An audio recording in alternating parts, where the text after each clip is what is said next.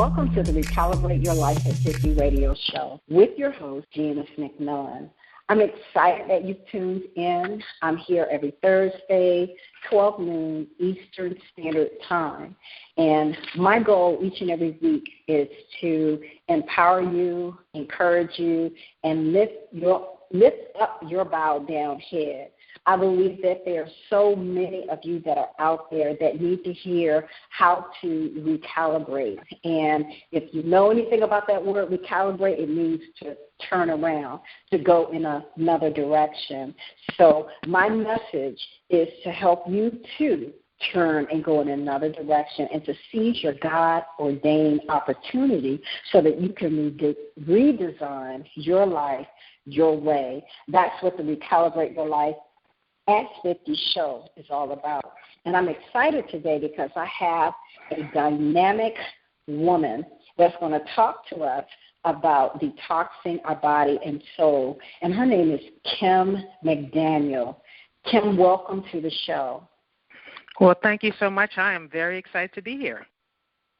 Wonderful. Well, I'm excited because my ear is always open to detoxifying.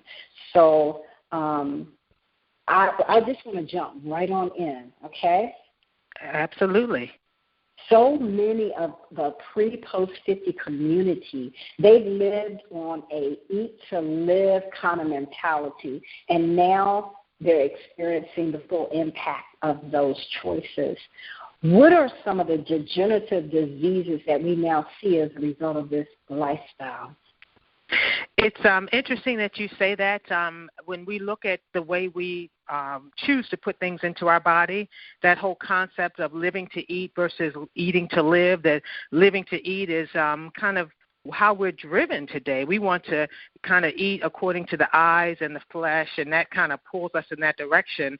But the eat to live concept tells us that food is our medicine and that what we put in our body to eat will actually enliven us, will enrich us, and will nourish us. But when we make the choice to live to eat, we want to eat, drink, and be merry and just, eat whatever comes past us without intentional choices, then we pay the price. The price looks like degenerative diseases, things that we see all the time, diabetes and obesity and cardiovascular challenges and even cancer and dental diseases and osteoporosis. All of those, Janice, talk about our bodies being out of balance, and it's really the ring of the cash register saying your payment is due because there is a price to be paid for those choices.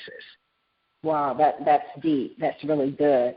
Now, what is the first step toward turning away from these destructive eating patterns that we have learned over the years? I would have to say an old Shakespearean quote, right? To thine own self be true.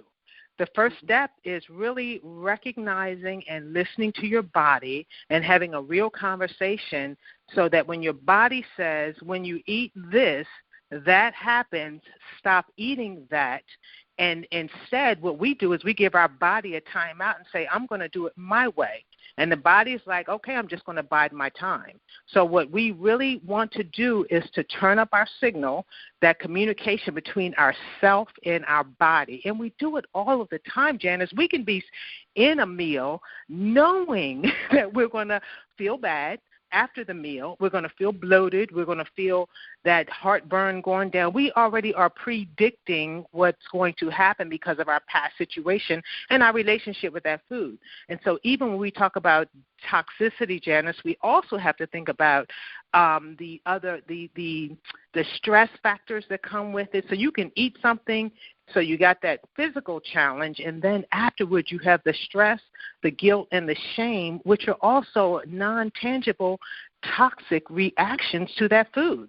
So there's a whole lot of a cesspool reaction that happens when you have this negative dialogue with food.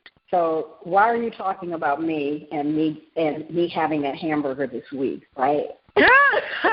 I'm not trying to step on any toes. I hear you loud and clear. If you just tuned in, you're listening to the Recalibrate Your Life at 50 radio show, and today I'm talking to Kim McDaniel. She is a life coach, and her company is Vibrant Life Coaching. Kim, so many of us hear about detoxing. You know, a lot of people detox at the beginning of the year. For those of us out here who don't understand what detoxing is all about, what is the concept of detoxification, and why is it relevant and important? The simplest way to look at this, Janice, is to look at it as a plumbing system. Your whole body, from the mouth, from the top, the mouth, to the colon and going out the other end, that's just a plumbing system. So just like when I have to use Drano in my shower because it's backed up, the exact same thing has to happen. So when you're cleansing, a detoxification deals with cleansing. It deals with resting. You're letting your body rest, just like even God says that the Sabbath is a day of rest. When you have crops in the field, there's supposed to be years of productivity, but then there's a year of rest. It's just it's a balance that has been put in place that allows us to rid or at least minimize the damages done by toxins. By toxins, and the thing about toxins is that they are ever present. So we're talking about what we put into our mouth, but toxins are in the air. They're in, on our deodorant. They're on our toothpaste. And toxins, when you think of toxins, just think of chemicals, things that are set out to do something preservative, let's say preserving carpet, for example, because we want the carpet to look good. But when you roll around on the carpet with your baby and you're, taking in the fumes and your baby's taking away the fumes, there are toxins going into your body, onto your skin, makeup. A lot of things have toxins in them. So when we detoxify, we're cleansing our body of the things that have been attacking us for a certain period of time. You mentioned the beginning of the year.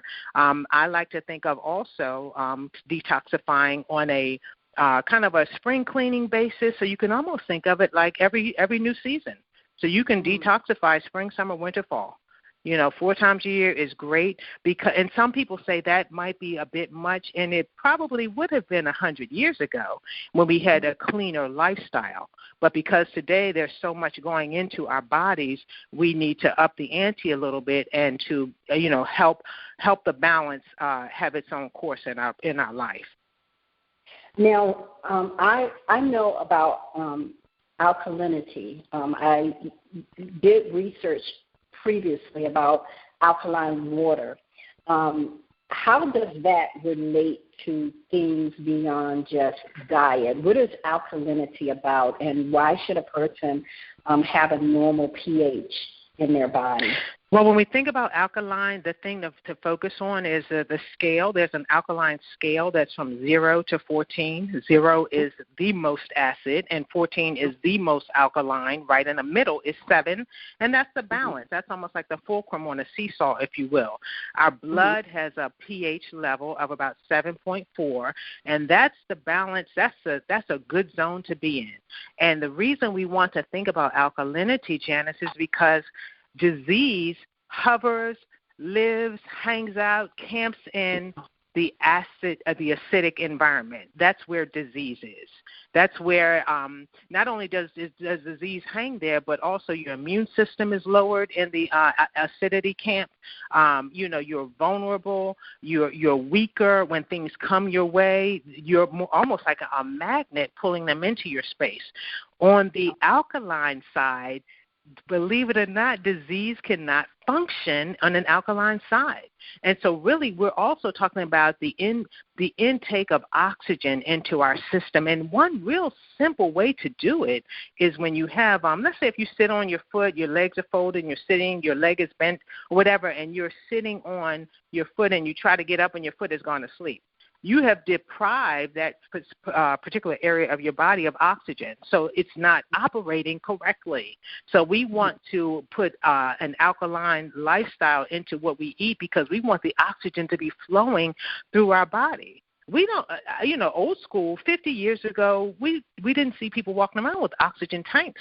We were getting it, the oxygen, the breathing, the moving, the eating, putting living things into your body that would encourage a life-giving force. That's what we want. We don't want to be co-conspirators to an acidic lifestyle, which is basically just trying to break our body down and kill us faster.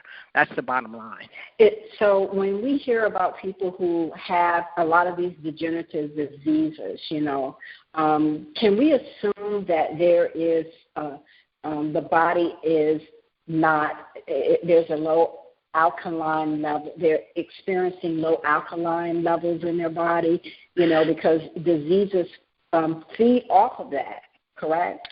Absolutely. We can gather from the evidence that they're bringing to the table that their body is acidic. Correct. And my big focus, you hit the nail on the head, alkaline water. Alkaline water is key because it is the path of least resistance.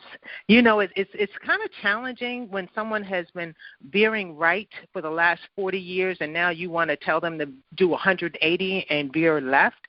That's a bit challenging psychologically, new habits, all of those things. But water, alkaline water, I'm a proponent of alkaline water with minerals in it because the mineral deficiency is really what the challenge is. So getting good living water with minerals in it, that can literally change your life, but it's such a minor change. I'm not telling you to go to an extreme. I'm just telling you to drink better quality water, which will help with the detoxification. Alkaline water puts more oxygen into your blood. It increases your metabolism. It helps you to do the right thing. And here's the genius part about it. Once you start feeding your body the right things, your body will start craving the right things. So you step out of the legalistic, I got to do it, I feel bad, to I am desiring good food. I am desiring nutritious food. And it's a whole different mindset where you feel like you're on the winning team and you're not, punishing your body. You're desiring better, healthier things for your body. Now, we hear a lot about vegetarian versus vegan, and I know for myself, I'm on that pathway at least to a more vegetarian diet. Is when I'm not having maybe a hamburger once a month. No, okay. Now, it's all good. It's all good. What is the difference between someone having a vegetarian versus vegan lifestyle? A vegetarian is someone who chooses a rich variety of vegetables, fruits and vegetables in their lifestyle as their mainstay. And so they get the proteins and they get the things that people aren't getting from meat, from vegetables. And as my son says, I don't eat any – well, I have a friend who says it this way. I don't eat anything that has a face or has ever had a face. So if there are eyes that have been somewhere along there, that's not vegetarian. Like I hear sometimes people tell me, I am a vegetarian. Sometimes people tell me, I'm a vegetarian, I just eat chicken. And I say, well, that's not a vegetarian, but it's okay. A vegan, on the other hand, doesn't eat anything that's even an animal byproduct. So they don't eat butter or cheese or eggs. Anything that has anything to do with an animal, they don't even touch. And then there's something called pescatarian. So you might be a vegetarian and you eat fish. This is. I have learned this, Janice, that really the most important thing is to do what works for you. Do the thing because we're looking at trying to be symphonic and put our bodies in harmony. And I can't be a vegan because it's the thing to do, but it's a grudge. It's a grind. It's not something that makes my soul sing. So I got to kind of look at what works for me and do that thing, and don't judge other people. The whole thing is being in balance and being harmonious with your true self. Absolutely. If you've just tuned in, you're listening to the Recalibrate Your Life at 50 radio show. with Janice McMillan, and today I have as my guest Kim McDaniel. She is a life coach with Vibrant Life Coaching, and her website is www.doibeacoach.com. Now, Kim, I want to get back to detoxing for a second. When we think about detoxes, of course, we do it, during certain times of the year. You said it would be really good to do it seasonally. But what about in between detoxes, and what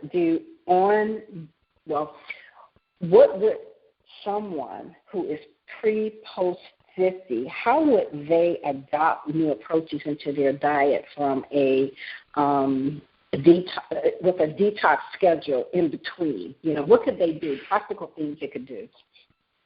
I think one of the things, and even getting started with this lifestyle, is to focus on adding new things. I think people generally they hold on to things, habits, bad habits. They hold on to those things just out of fear, out of lack of knowledge or what have you. So a gentler way to start might be to start adding things. So instead of saying, stop eating that, stop doing it, it's like, okay, eat more water. Eat more. That's one of the first things. When I talk to people about their health, one of the first things I talk about is, okay, let's take a snapshot. Where are you, and how do you feel about where you are? Okay, so how many salads do you eat a week? How much when you do eat, green living things, or color purple, or colorful living things, what do you do to it? Because if you're going to have, let's just say, string beans, which are phenomenal, folate, vitamin B, excellent for your health. But if you're going to cook them for 3 hours with fat back in them for the taste, for the flavoring, and then you're going to put melted cheese over it and put it on the table in a casserole dish, then that's problematic. So let's just start looking at how can I eat in a clean lifestyle. Water should be the basis. I'm seeing, I'm seeing people who are, like I'll be driving and I'll look over in another car and someone's drinking, it's 8 o'clock in the morning and someone's drinking a Pepsi Cola. And I'm just thinking, you are damaging your body. You're not. Whose side are you on? That's really who your body has a fair right to say whose side are you on. So eating clean is a phenomenal way to start. So there may be, let's say, 5 or 10 principles. Start with one, master the one, and then fold in the second one, fold in the third one. So I'm talking real simple principles like reducing. Well, this is simple. It's simple, but it's challenging. But once you get on the other side of it, what a victory you have won. And this principle is decrease your sugar intake. Recognize what sugar is, and in most cases, if it says OSE, on the end of it, and the ingredients, that is not your friend. Especially high fructose corn syrup is definitely the enemy, especially when you look at ingredients. And the first ingredient, because ingredients are listed on a label in relative potency. So if sugar is the first thing, that means that's the most thing. And here's one good rule of thumb, a good equation to remember: a 1-to-4 ratio. 1 teaspoon equals 4 grams of sugar. So if you look at something that says it has 28 grams of sugar in it. 28 grams of sugar, like 28. See, that's a trick too, right? Because we're not even on the metric system. The U.S., we're like, okay, gram schmam, whatever, pour me another drink. Apple juice, let's just say apple juice, 28 grams of sugar. You're looking at that. So what you do is you take the ratio, right? So how many times does 4 go into 28? 7 times. So that means that one serving of 8 ounces of apple juice is 7 teaspoons of sugar. So you really have to think, would I put 7 teaspoons of sugar in a cup of coffee? 7 teaspoons of sugar. And here's the other trick that's against us. We are so into the supersize mentality. We don't stop at 8 ounce. We could do a 16 ounce of apple juice. That's 14 teaspoons of sugar. I read somewhere that when you have an overindulgence of sugar, and that's just first thing in the morning, you haven't even left the house yet.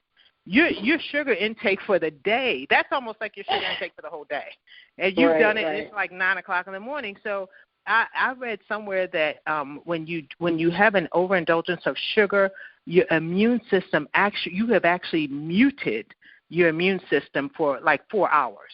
It just slides on down and says, "Hey, germs, all viruses, come my way because I'm ready to receive you." So the big thing, sugar is just one example. Movement. You want to do things that we hear all the time. We want to park farther away. We want to take the stairs instead of the elevator. We want to get up after every 30 minutes of sitting down. They say now, Janice, I'm sure you've heard this, that sitting is the new smoking.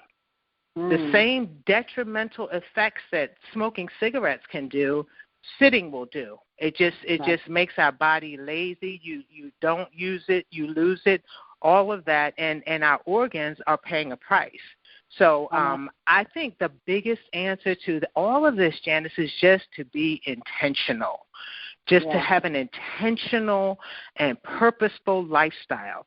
If you have even a bag of chips is a great example. You can eat a bag of chips and you're sitting. I'm not talking about a little bag. I'm talking about a big bag. And at the end of it, you're scraping the bottom. Like, where are the chips? It's like you just ate that whole bag unintentionally because you're not even focused. You're just going through the motions, and your body's paying the price. And so you start, and part of it depends on your personality. Some advisors would say, write things down. What are you eating? Keep a food diary. That's not my style. I'm not going to do that. But if you are a writer, that would be great for you. So again, part of this is to thine own self be true. Recognize who you are, recognize what works for you, and stick with it. And getting an accountability partner is great as well. And I would love to just say one word about a toxic lifestyle beyond food, so that soul piece, toxicity. When you look at alkaline, acidic to alkaline, acidic is also gossiping, complaining, griping, fear, shame, guilt. Those are all acidic thoughts and feelings and self-talk. Positivity, optimism, hope, love, sharing, caring, generosity, faith, those are alkaline behaviors and thoughts. So the same thing that you take into your mouth, watch what you take into your soul. Watch about the people that come around you, what they speak around you, and that what sparked me about that was that accountability. Be around people who add to you, who multiply you. Those who detract from you, subtract from you, and minimalize you, they must be ejected. Kindly, in a letter, in a love note, in a text, whatever. But here's the thing about it. If you boost your level up, they will naturally fall off anyway, because light and darkness, they can't coexist anyway.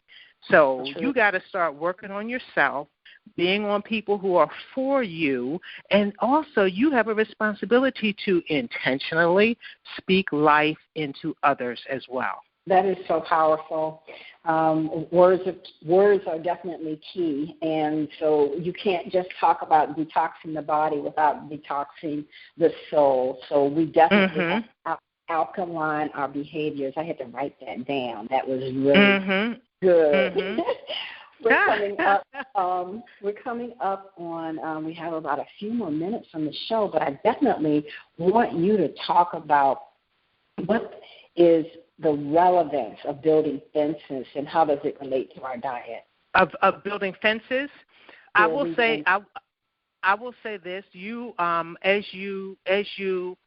as you put things up in a natural fashion, you'll start to recognize the own I won't even say barriers, because a fence can be something that can keep things out and make you feel, isolated, but it can also serve as a protective barrier.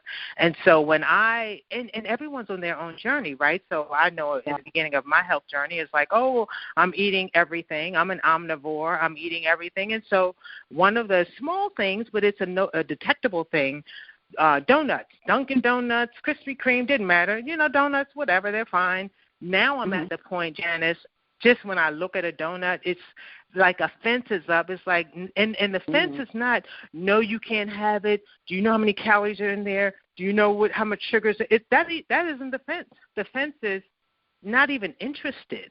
I'm not. It's like me and a donut. Before, me and a donut would sit down. We have a conversation. You know? Now the donut wants to talk. I'm like, I don't even have any rap for you. I'm not even. You can't even talk to me. It's not even a conversation. You know. So we build the fences, and then the fence protects us. And so everyone start where you are. Donuts is a good example. It could be, okay, I'm eating a donut every day. Okay, to start this journey, how about eating a donut every other day? So your donut might be a cigarette. It might be a bag of chips, you know, whatever the thing, because really in general there are some things that we already know that are bad for us, the big ones. The things that we may not know so much become, let's say, a healthy fat versus an unhealthy fat, saturated versus unsaturated, whole grains versus, you know, that type of thing. But, you know, that all. Here's the thing, too. If we approach this as a journey of adventure, like, oh, I just discovered A, B, or C, versus something that's legalistic. So if we just say, okay, I know the sugar and, you know, 5 sodas a day, I already know that's not good. Let me cut down on my terms. Because one of the things that one of the big words here is control. There's a lot of things we cannot control. We don't know if what they're saying is true, A, B, or C, but we can control getting up every 30 minutes and moving our legs. We can control, you know, how much TV we're going to watch, or we can control a conversation where you're, you know, raining on my parade or saying negative things about me, or we can even control forgiving someone. Forgiveness is a big acidic.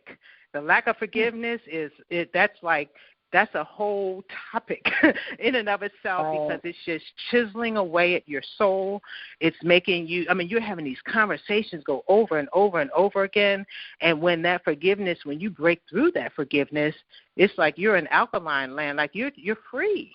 You are free in your soul. So the fence is great because it's like a starting point, but then it becomes a protective point, and maybe even a point where if you have enough fences around you, you're protecting yourself from outside elements, and you can truly grow. And then you come beyond that fence bigger, better, stronger, and you can serve others in that capacity now as a new person.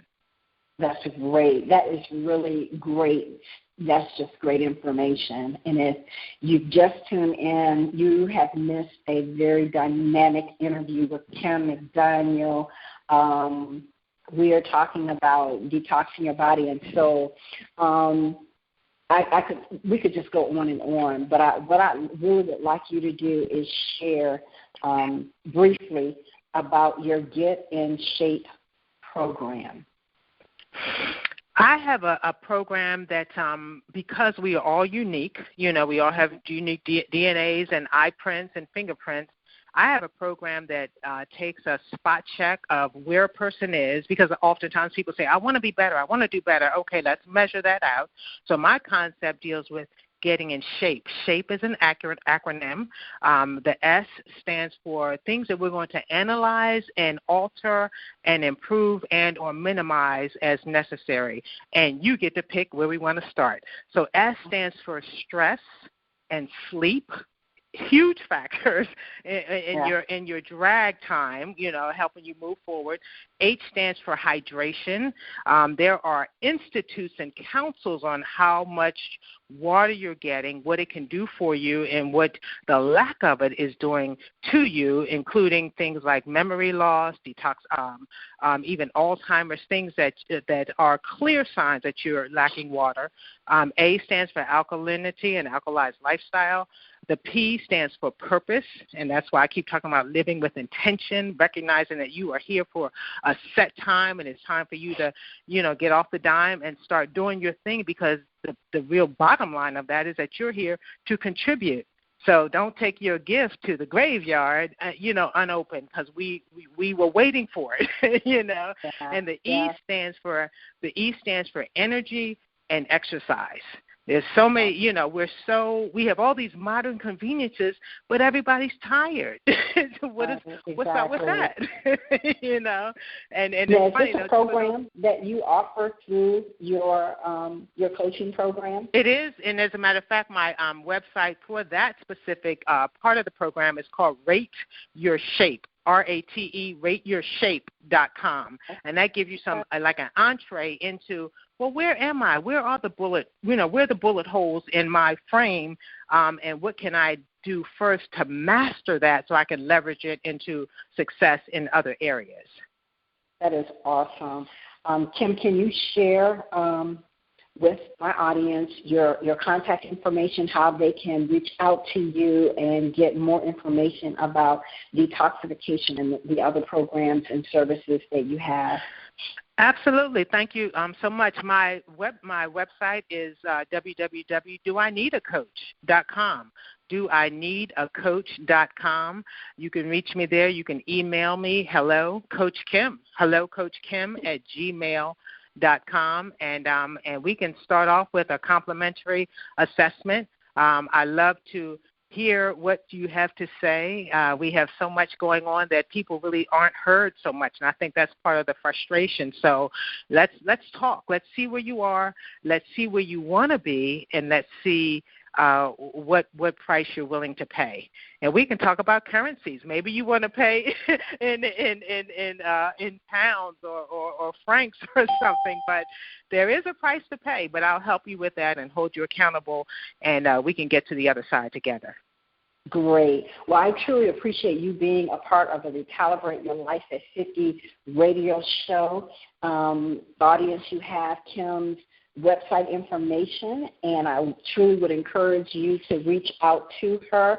Kim, I definitely want to have you back again on the Recalibrate Your Life at 50 radio show in the future. How's that? It sounds fabulous, and I just want to give you 1,000. In Spanish, they say miles gracias, 1,000 thanks. You are superb, and I love, you're all about getting in motion and looking for positive results and having a positive outlook. And we just need that. We need that. People are so broken, and I think if we just put our hands together and help them, we will become unstoppable. So thank you for having me on your fabulous show as well. Thank you. And to my audience, thank you for listening to the Recalibrate Your Life at 50 radio show. For more information on how to recalibrate, and remember that term because it means to go in another direction, I invite you to go to my website at www.recalibrateyourlife@50.com, and you'll find all types of resources. You'll find e-courses, books, blog information.